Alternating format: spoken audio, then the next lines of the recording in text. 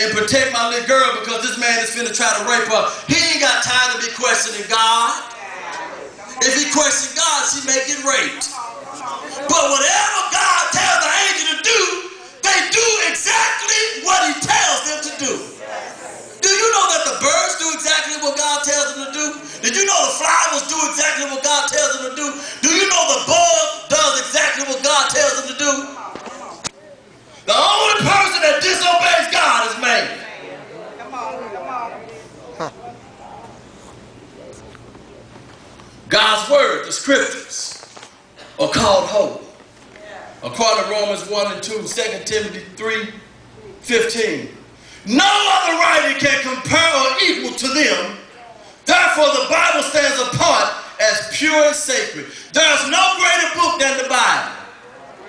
You can read all the books you want to read, but when you finish, you better come back and compare it to the Bible. Amen. Don't compare it to the pastor. Don't compare it to the saint. Don't compare it to nothing but the naked word of God, because the Bible is a holy book.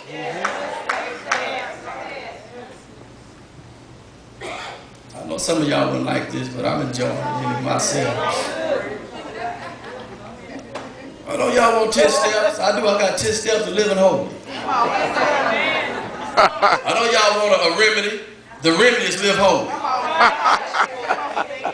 I know you want a series. Get a series on living holy. God's not accepting nothing else. That's right. One's conversation. And for y'all that don't know, in the Bible, it's talking about conversation. It's talking about your means of conduct. Should be holy or different from that of sinners. You wonder why sinners are having trouble coming to church and living for God, because it's the way we live. That's right. We're living just like that living. Come on, come on. They talking dirty, we talking dirty. That's right. They on the boat, we on the boat. That's right. They got a mistress on the side, we got one on the side. That's right. They shacking with no license, we shacking with no license. Oh.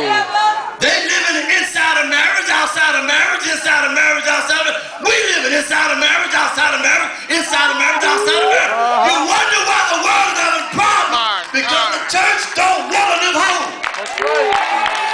Amen. Come on.